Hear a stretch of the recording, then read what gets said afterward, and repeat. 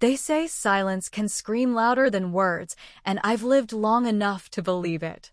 For years, I swallowed every insult like medicine I wasn't sure would ever heal me. I became an expert in smiling through humiliation, in nodding politely when the ground crumbled beneath my feet.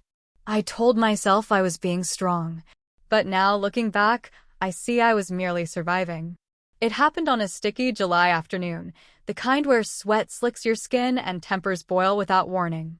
My father had gathered the family for our usual Sunday lunch, a performance masquerading as a meal, where every dish carried more tension than seasoning.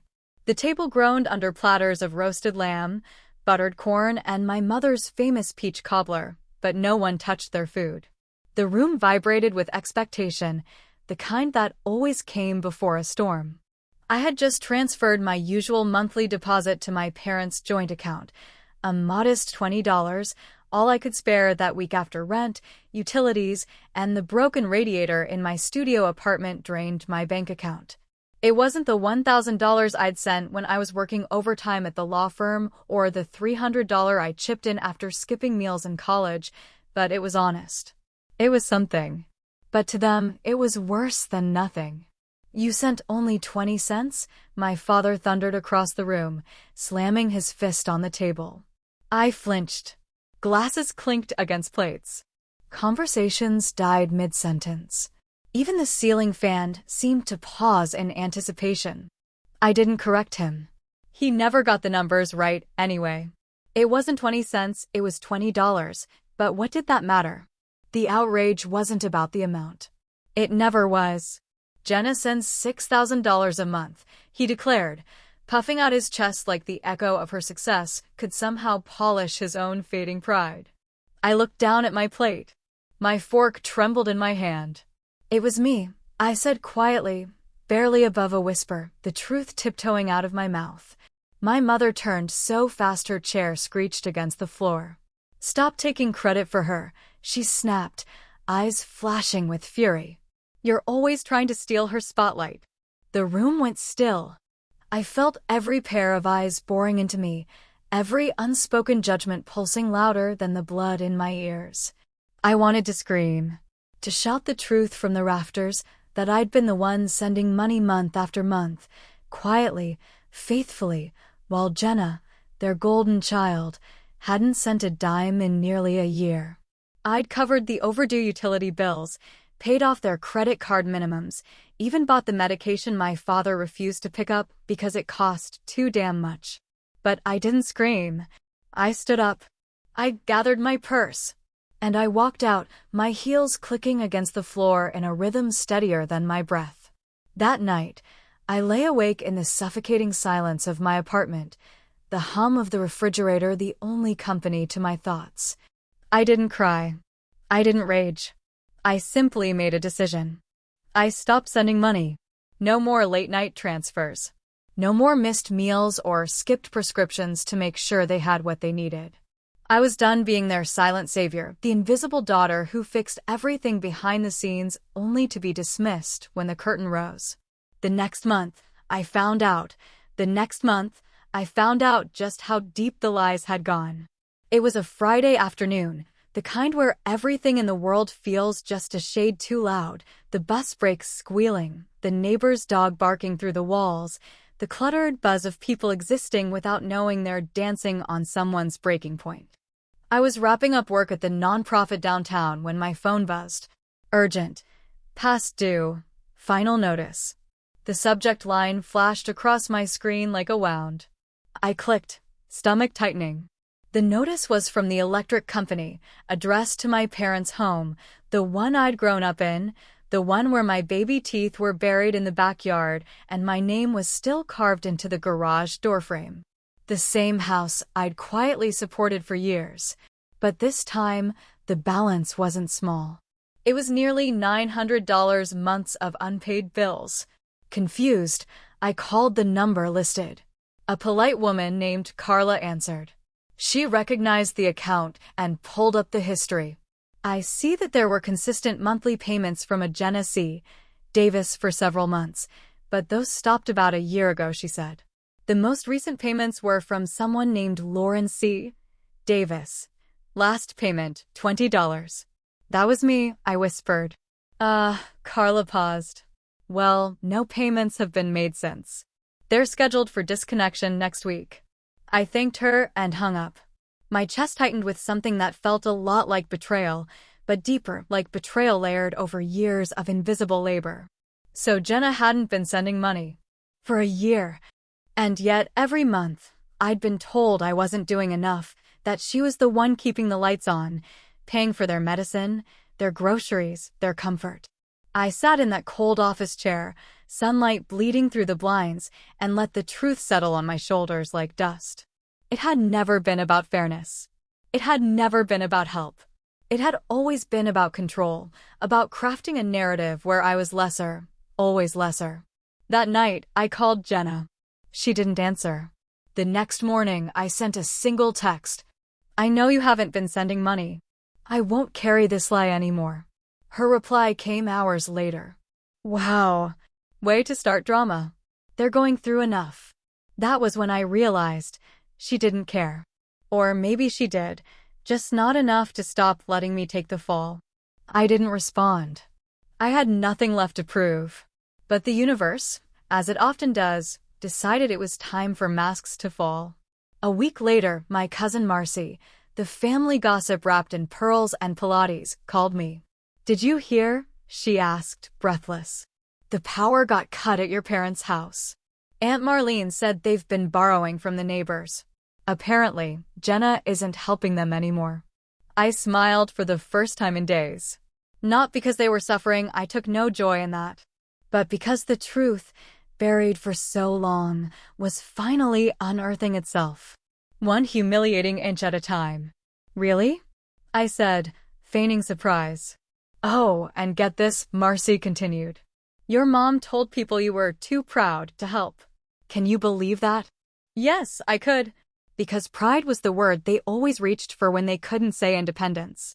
When they didn't want to admit that I had stepped away not out of spite, but out of necessity. But they were wrong about one thing. I hadn't walked away in pride. I'd walked away in peace. And now, with every falsehood unraveling around them, I was finally ready to speak the truth. After Marcy's call, something in me shifted, not like a dramatic thunderclap, but more like a slow, sure sunrise burning off a fog I'd been living in for years. I started revisiting memories I'd tried to bury. Like the time I skipped my own birthday dinner to drive my father to an appointment across town because Jenna had plans. Or the Thanksgiving I cooked from dawn till dusk while she showed up 2 hours late with a bottle of wine and a smile, earning all the praise. Or how, month after month, I chipped away at my savings to cover their emergencies while being told to try harder and do more. It wasn't just that I was tired. I was soul-weary from the weight of giving and being erased. For years, I thought love was something you proved, something you earned through sacrifice. I thought if I kept showing up, kept paying, kept fixing, eventually they'd see me. Eventually, they'd love me the way they praised her. But now I knew better. Love that needs proof is a transaction, not a bond. And I had been the only one paying the bill. That weekend, I didn't answer their calls.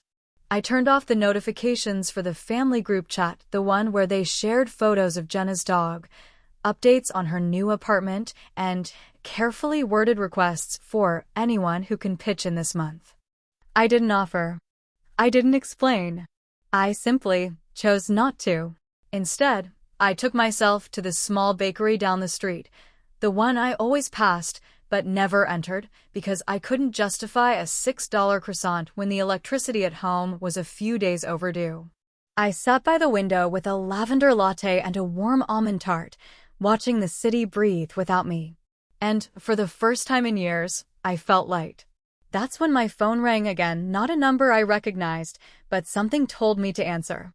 Hi, a voice said hesitantly, is this Lauren Davis? Yes. This is Sheila from the Property Management Office of East Hollow Apartments. I'm calling because your name is listed as the emergency contact and guarantor on Unit 3B, Jenna Davis. I closed my eyes. What's going on? She's 3 months behind on rent. We've sent multiple notices, but haven't received a response. Since you're listed, we were wondering if you'd be able to bring the account current before we proceed with legal action. The tart in my mouth turned to ash. I'm not her guarantor, I said slowly. I never signed anything. There was a pause. I'm looking at the lease now.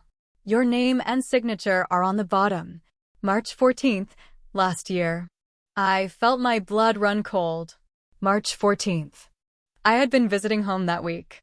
They had asked me to look over some documents while dinner was cooking. My mother handed me a stack of papers and a pen.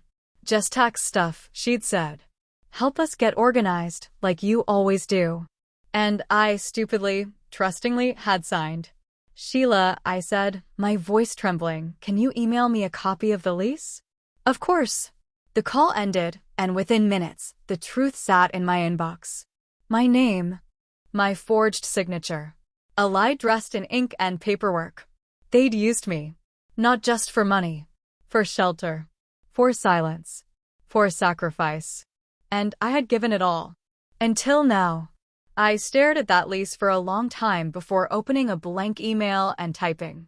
To momdaddavis@email.com. dadddavis@email.com. Subject. Lease fraud. Body. I know what you did. I'm not paying for it. Fix it yourselves. I hit send. Then I picked up my latte, took another bite of the tart, and let the quiet taste of defiance settle on my tongue. I didn't hear from them for 3 days after that email. 3 whole days of silence, an eternity for a family that used guilt as a daily vitamin. On the 4th day, I came home to find a manila envelope taped to my apartment door. No postage, no return address, just my name, written in my mother's delicate, familiar script. Inside, a copy of the lease, a handwritten note, and 2 $20 bills. The note read, "If you were struggling, you could have just said so. We didn't know you were so bitter. This is for your troubles. Mom." My fingers clenched the paper until it crumpled. For a moment, I considered crumpling with it. But I'd already begun the work of rebuilding myself. And I wouldn't be buried again in their shame. Instead, I walked to my desk, placed the bills in an envelope, and wrote my own note. Not for sale. Then I mailed it to their address, the house I once called home, the place where I'd folded laundry and dreams in the same breath. That weekend, I started something new. I cleaned my tiny apartment from top to bottom, not because it was dirty, but because I needed to reclaim my space. I put up the painting I'd always loved, but kept stored under the bed to avoid clutter. I bought new sheets, bright yellow, and tossed the old gray ones that reminded me of all the mornings I'd woken up dreading another call for help I wasn't sure I could answer. Then I did something terrifying. I applied for a second job, not out of necessity this time, but for escape. A part-time position at a bookstore cafe downtown. Low pay, flexible hours, and shelves filled with stories where other people's families broke and healed. It felt indulgent. It felt deliciously rebellious. I hadn't taken a breath for myself in years. I was learning how. By the next week, the silence broke, not through an apology, but a phone call from Jenna. Her voice was syrupy sweet, the kind she used when she wanted something. "Hey, Lore. So, I'm in a bit of a bind." I nearly laughed out loud. "Oh," I replied flatly. "Yeah, the apartment thing? Just a misunderstanding. But I need someone to vouch for me for this new place." I figured, since we're sisters. "We're not." She choked on a laugh. "What?" "We're not sisters," I said. "We're a shared bloodline. That's all." "That's a bit dramatic, don't you think?"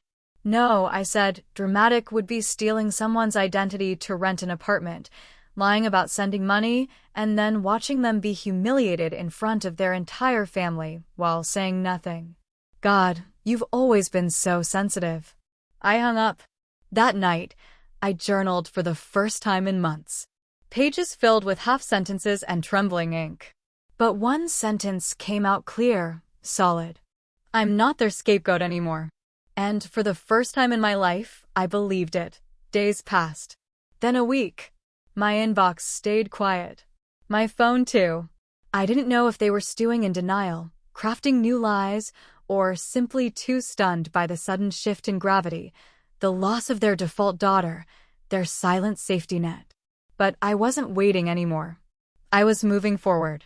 I went to my second job at the bookstore cafe that weekend. It smelled of cinnamon muffins and new paperbacks, and the quiet hum of curiosity.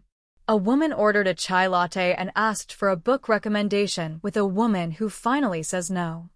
I handed her The Awakening by Kate Chopin and almost laughed at the poetry of it. On my lunch break, I opened a fresh notebook. I had meant to write fiction, some short story about a woman who walks away from a collapsing house with nothing but a suitcase full of secrets. But the words that came weren't fiction. They were a letter. One I never planned to send. One I needed to write for myself. Dear Mom and Dad, you always said family means everything. That loyalty was our bond. That we should be grateful, always, no matter what. But gratitude is not obedience. And love is not debt. For years, I gave everything I had, my time, my money, my silence. I stayed up nights balancing your bills, paid your overdrafts from jobs I hated, missed vacations and birthdays because someone had to be the responsible one. You told the world it was Jenna. You let me be called greedy, selfish, dramatic, when I was the one keeping your lights on. You used my name, my trust, my hands, my labor, my heart. And then you looked me in the eyes and said I didn't deserve credit. That was the moment something inside me broke. Not from pain, but from clarity. I see now I was never your daughter. I was your fallback plan. The invisible hand holding up the house while you lit candles to Jenna's name. No more. You won't hear from me again. I hope someday you sit in the dark long enough to wonder who kept the lights on all those years. Lauren. I closed the notebook and exhaled. I wouldn't send it. Not now. Maybe not ever. But the writing of it, the claiming of my truth in my own hand, felt like the first stone laid on the path toward myself. That night, I made pasta for dinner, poured myself a glass of cheap red wine, and lit a candle just for me. Not for remembrance. Not for prayer. But for rebirth. The weeks that followed were quiet, deceptively so, as if the universe was holding its breath, waiting to see what I'd do with this fragile sense of self I was piecing together. There were no calls from my parents. No texts from Jenna. The silence, once suffocating, began to feel like space. I used to think distance was punishment. Now I understood it was preservation. The lease situation was eventually resolved. After I forwarded the paperwork and email history to the landlord, along with a notarized affidavit of the forgery, the threat of eviction turned to legal inquiry. Jenna stopped using my name, though I heard through the grapevine she blamed clerical error for the whole thing. Of course she did. Meanwhile, I was growing not in dramatic leaps, but in quiet, daily increments. I was eating better, sleeping deeper, breathing fully for the first time in what felt like years. One Sunday, I walked to the riverfront park near my apartment and sat on a bench with a notebook and a cheap ballpoint pen. I watched families pass, some laughing, some bickering, all perfectly imperfect. I wondered what it would have felt like to grow up in a family where mistakes didn't mean exile, where love wasn't rationed like a reward for compliance. And yet, I no longer envied them. I pitied them. Because for all their seeming closeness, I had something rare, rebirth. That day, I wrote the first entry of what would become my journal of freedom. Not just a diary, but a declaration. I am not what they said I was.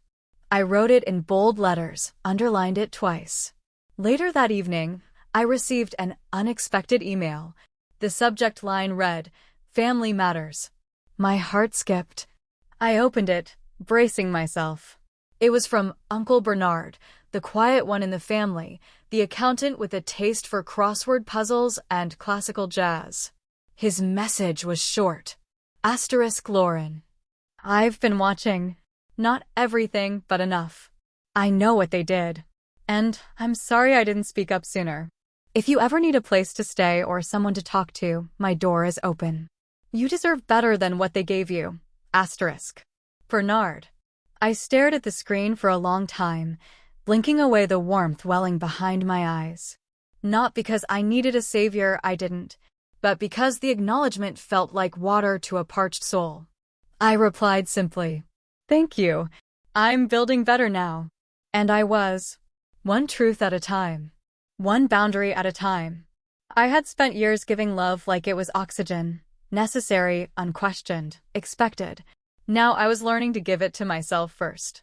And that, I realized, was the greatest rebellion of all. It was a Wednesday when the past showed up on my doorstep, not as a letter or a call this time, but as flesh and breath. Jenna. I opened the door half expecting a neighbor, maybe a delivery. But there she stood, arms crossed, face flushed with frustration or embarrassment. I couldn't tell which. She looked thinner than I remembered, her usual polished composure dulled around the edges. "Lauren," she said, like it was a sentence. I didn't move. Didn't speak. "I know you're angry," she started, and that alone made me want to laugh. Angry? That word felt so small, so tidy. What I felt was deeper, not just rage, but reckoning. She glanced down, shifting her weight like guilt was finally starting to itch beneath her skin. "I didn't know it got that bad." "You didn't ask," I said, my voice flat. She looked up, her expression fragile. "I wasn't trying to hurt you." "You let them humiliate me," I replied. "You let them weaponize my silence while you wore the halo I bought with my rent money." She blinked. "I know what you never did," I interrupted. "You never corrected them. You never said thank you. You never even offered to help carry the weight." She looked like she might cry. For a second, the little sister in me stirred, the one who used to braid her hair and chase away her nightmares. But that girl had paid too high a price to be summoned now. Jenna swallowed hard. "I lost the apartment." "I know. I'm staying with friends." "I was hoping." She paused, eyes searching my face. "Maybe I could crash here for a few days? Just until I get back on my feet." And there it was, the request that had always been waiting in the wings. The assumption that I would still be the same Lauren. Still soft enough to bend. Still dutiful enough to forget. But I wasn't. "No," I said. Her eyes widened. "Seriously? I have nothing left to give you, Jenna. Not space. Not sympathy. Not anymore." She stepped back like the words had struck her. "I thought family was supposed to." "Don't," I cut in. "Don't use that word like a rope. You didn't think we were family when you let them scream at me in front of everyone. When you took credit for the money that kept their lives afloat. When you forged my signature." She didn't argue. She couldn't. She turned and walked down the hallway, her footsteps slow. Before she disappeared around the corner, she looked back once. "I hope you feel better now," she said. "But that's the thing about healing, it doesn't come from someone else's downfall. It comes from your own refusal to keep bleeding for people who never bring bandages." I closed the door, locked it, and stood there for a while. My hands weren't shaking. My heart wasn't pounding. I was calm, whole, and free. After Jenna left, I sat on my worn but well-loved couch, the one I'd bought secondhand and patched with mismatched thread. It had cradled many nights of exhaustion, countless meals eaten cross-legged, and now it held the stillness of a woman who had just said no. No to guilt. No to expectation. No to the cycle that had drained me dry. It wasn't a victory that needed parades. It was a quiet reclamation. I made a cup of tea and let it steep longer than usual. Not because I'd forgotten, but because I could.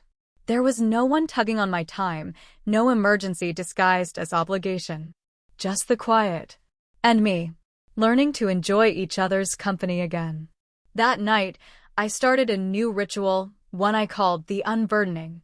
Every evening, I'd light a candle, pick up my notebook, and write down one belief I had inherited from them that no longer served me.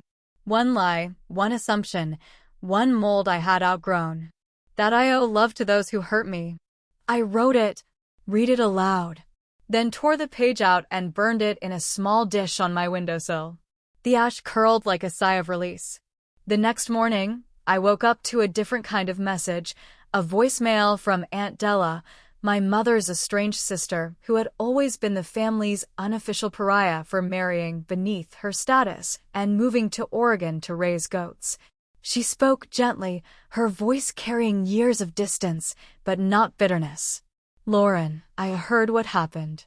I know we haven't talked much over the years, but I want you to know you're not alone. They did something similar to me. Not the money, but the gaslighting. The erasure.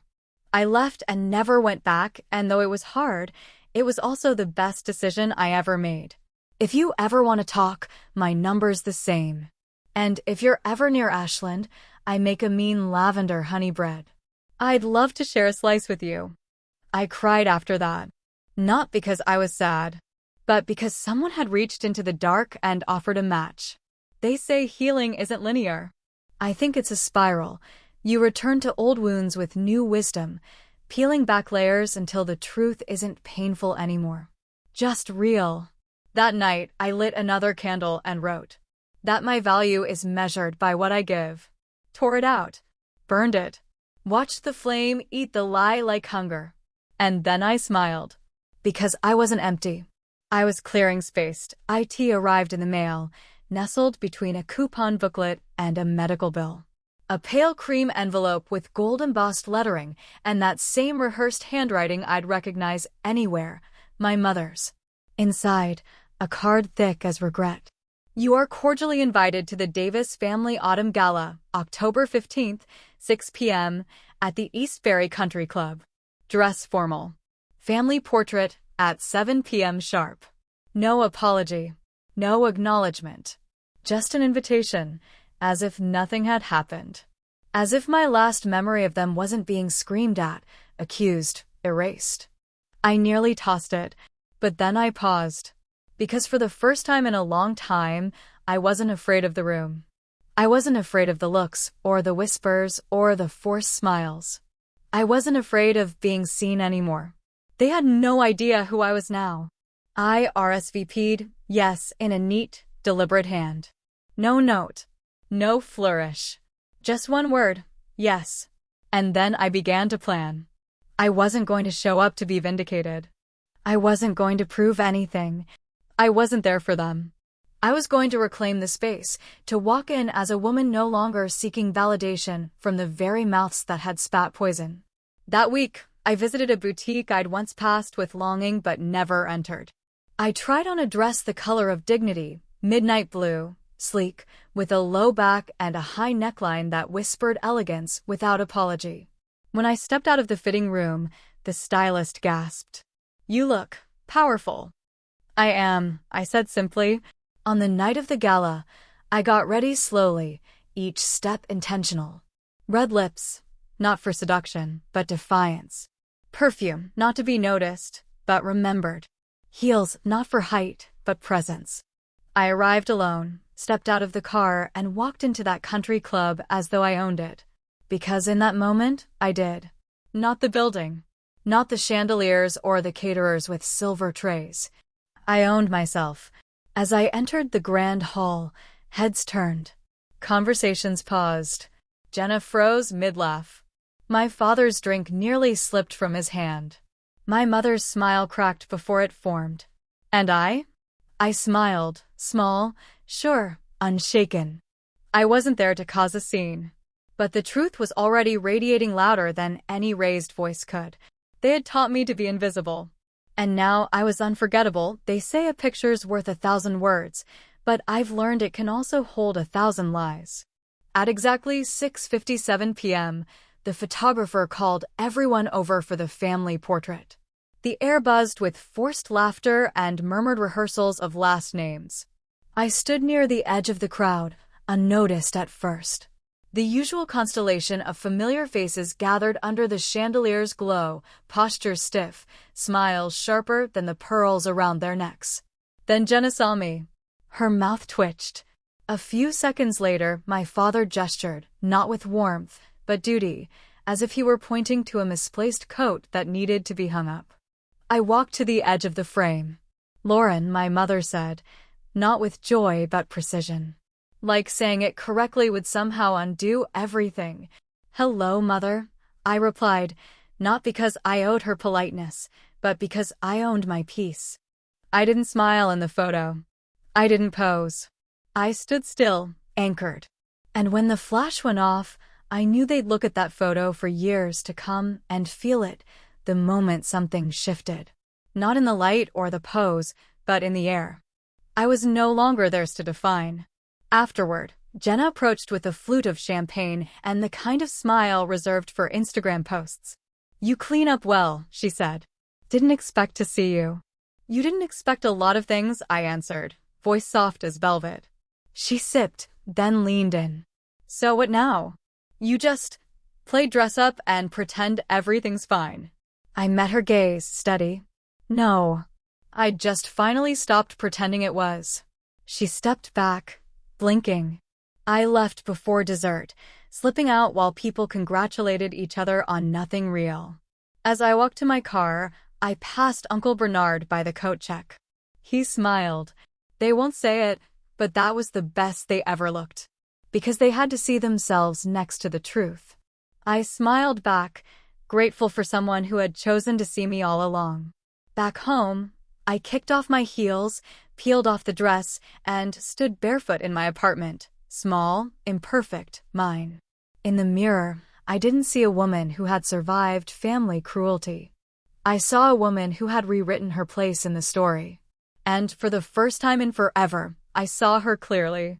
Me, the Monday after the gala, I returned to my quiet life, to the soft click of my keyboard and the hiss of espresso machines at the bookstore cafe. No fanfare followed my appearance. No calls. No apology emails. Not even a strained message pretending things had returned to normal, because nothing had. And I was glad. Something had recalibrated inside me. Where there used to be a gnawing ache, that longing to be seen, to be celebrated, now lived a gentle satisfaction, like a wound that had stopped bleeding and simply scarred. One night, I sat at my kitchen table, an old ledger opened before me. It wasn't for finances this time, but for memory, a personal audit of all I had given and received. The entries weren't in dollars. They were in truths.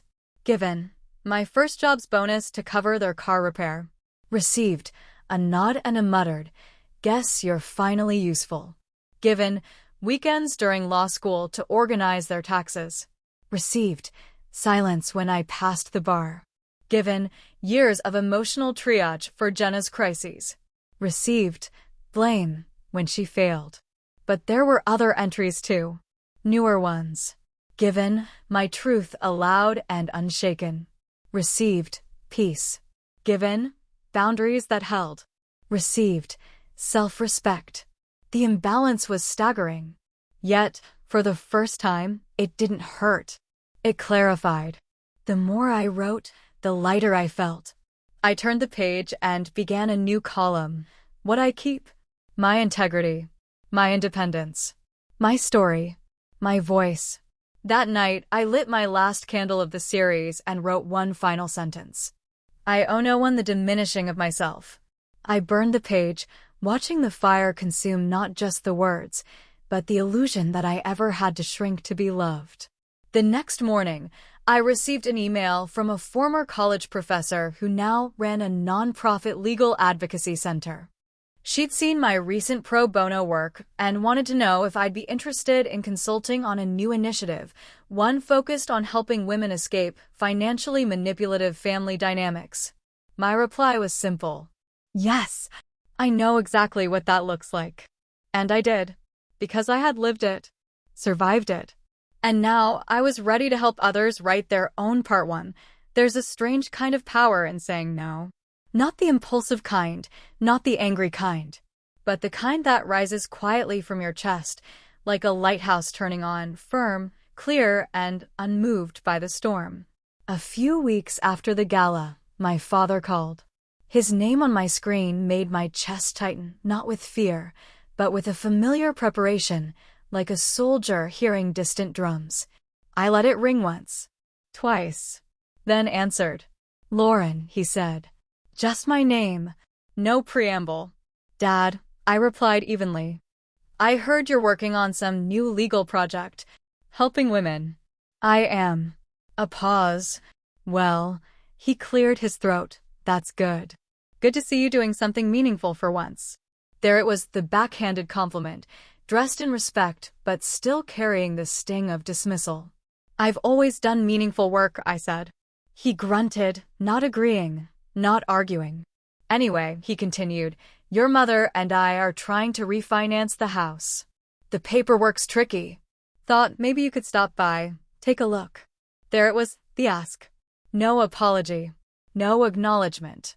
Just the assumption that the prodigal daughter was still on call. No, I said, soft but firm. No, he echoed, like it was a foreign word. I'm not coming over. I'm not reviewing anything. I'm not fixing what you broke. He said nothing. I'm not angry, I added. I just don't owe you that anymore. The silence on the other end was long. And then, you always were dramatic. I smiled, despite myself. No, Dad, I said. You just never listened. And I hung up.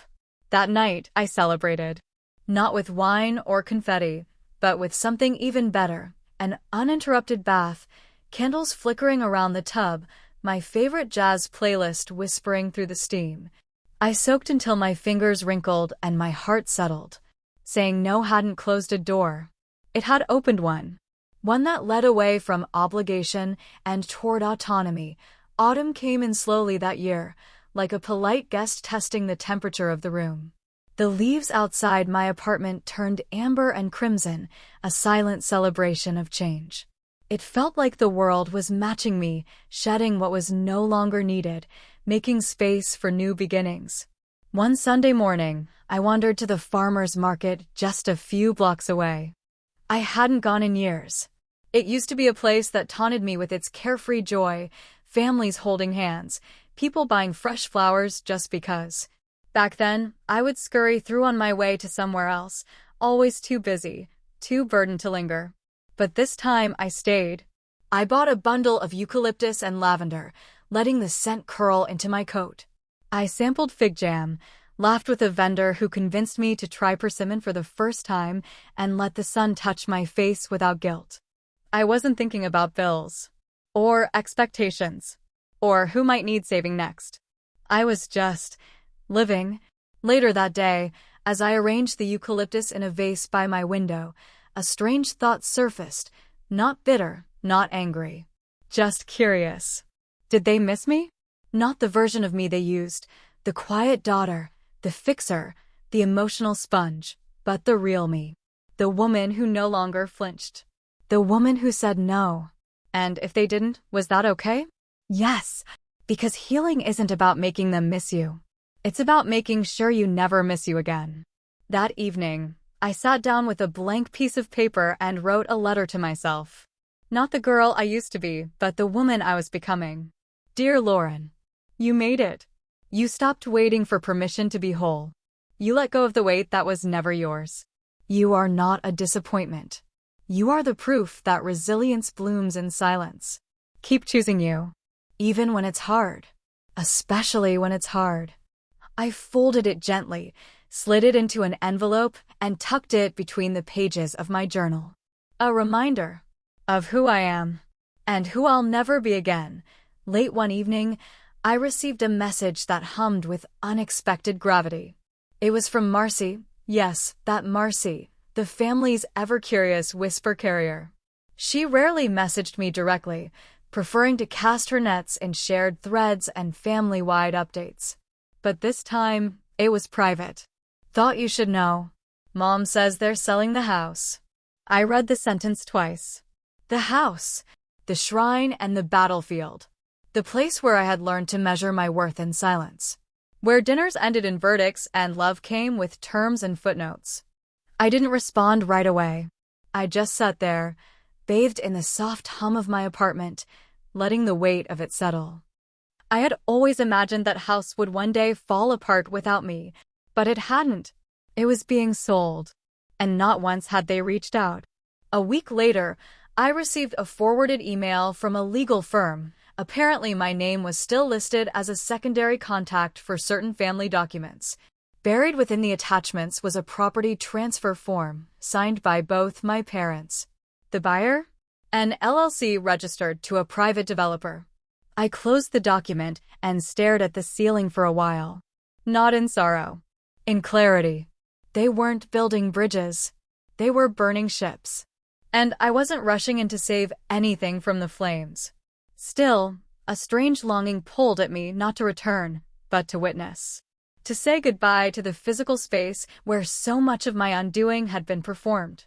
So I drove by the house one last time. It was dusk. The porch light was on. The lawn unkempt. A moving truck sat quietly in the driveway like a beast waiting to devour memories. I didn't get out. I didn't need to. Instead, I rolled down the window and whispered, "Thank you." Not because the house had been kind, but because it had given me contrast. I drove away slowly, my fingers tapping the steering wheel like punctuation marks on the last line of a story. Some ghosts don't need exorcising. They just need to be left behind. A few weeks after that final drive past the house, a letter arrived, this time from the same law firm that had handled the property transfer. Thick, ivory paper embossed with formality. Inside was a summary of the sale and a copy of the will my parents had quietly updated. My name appeared once. To Lauren Davis, we leave the painting above the fireplace and our warmest regards. That was it. No money. No acknowledgement of the years I held their world together. No apology. Just a painting, one they never liked, one I had painted as a teenager and hung there myself out of stubborn hope that I could make the space feel more like home. It had always clashed with the decor. I laughed when I read it. Not a bitter laugh, a free one. The kind that rises up when you realize you're no longer waiting for the people who hurt you to write a better ending. I didn't want their house, or their money, or their overdue affection. What I inherited was far more powerful, myself.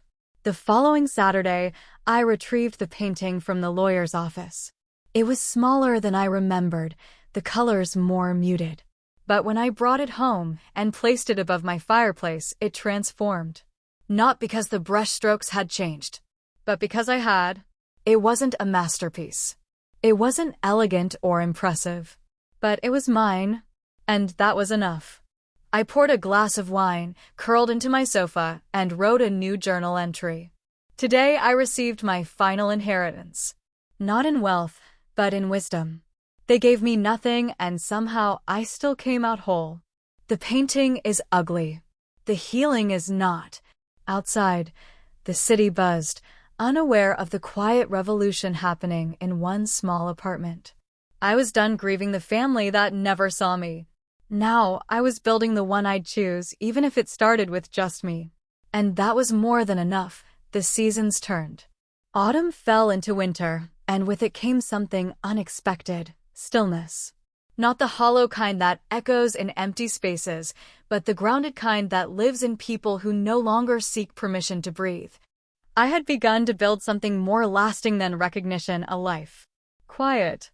Intentional. Honest. The legal advocacy project I joined had blossomed into a network. Women from all over began reaching out, not for advice, but for validation, for solidarity. Some were escaping similar families, others were still trapped, looking for a voice to echo their truth. I didn't have all the answers, but I had my story. And that, it turned out, was more than enough. At a conference in Chicago, I stood before a packed room of advocates, survivors, and legal professionals. My palms were sweating, heart racing. But when I stepped up to the microphone, I found calm waiting for me, like an old friend. I used to think the worst thing was being forgotten by your family, I began. But it's not. The worst thing is forgetting yourself to belong to people who only love versions of you that serve their needs. Silence. Then stillness. Then a slow, rising applause, not thunderous, but intimate. Like hearts clapping in unison. After the talk, a woman approached me. Middle-aged. Tired eyes. Fierce posture. "Thank you," she said. "You just described my entire marriage. And I didn't realize I'd been erased until I heard your words." I reached for her hand. "You're not erased," I whispered. You're just waiting to be redrawn. In the months that followed, my world grew. Not wider, deeper. Aunt Della visited, bringing loaves of her lavender honey bread.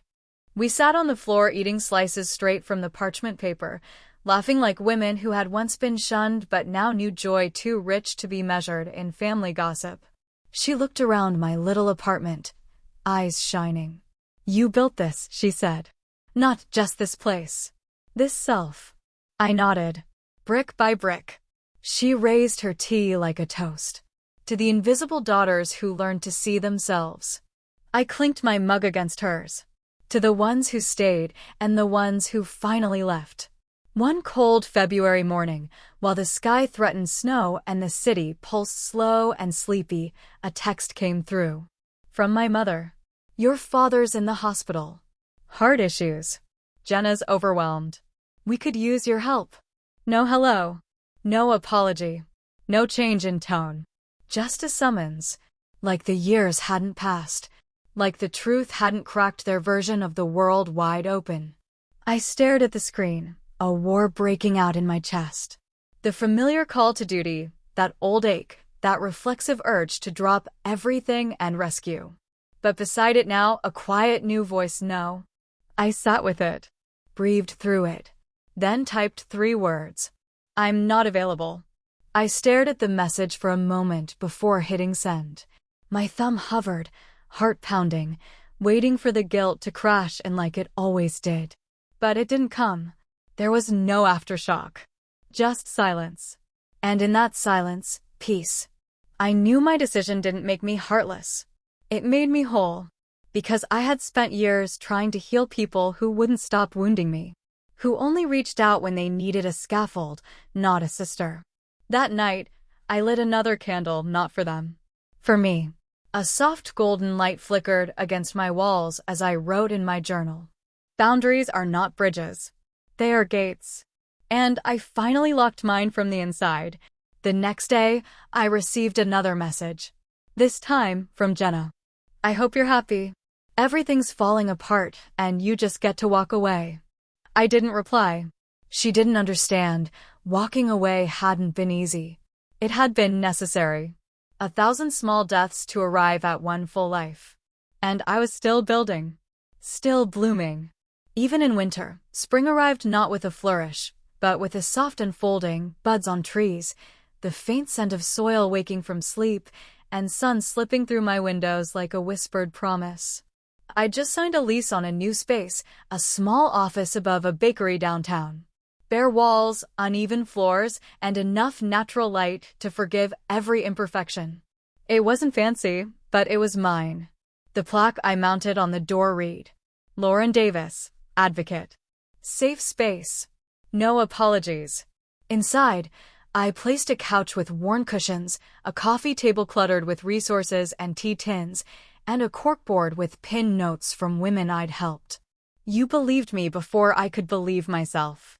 Your story gave me language for my pain. You showed me there's life after silence. This office wasn't just a place to work. It was a sanctuary for those still crawling through the wreckage of being unseen. A place I'd needed and now became. One afternoon, as I organized files, a woman arrived. Early 30s, hollow eyes, holding a baby with one arm and a file folder in the other. She didn't speak right away. Just sat, breathing, gathering. I saw your flyer, she said eventually. I don't know if this counts as abuse, but it doesn't feel right. And I'm tired of feeling invisible. I offered her tea and silence. The good kind. The kind that doesn't rush or expect.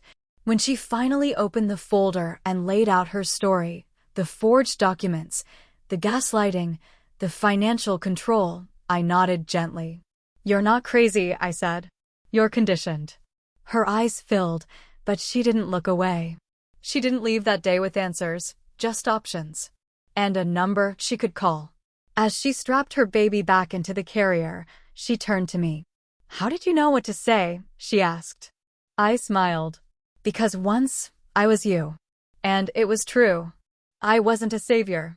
I wasn't a martyr. I was a woman who had built a life from ashes and now used that fire to warm others. That night, I stood in the doorway of my little office and whispered into the empty room, "We're doing good work." And for the first time, the echo agreed.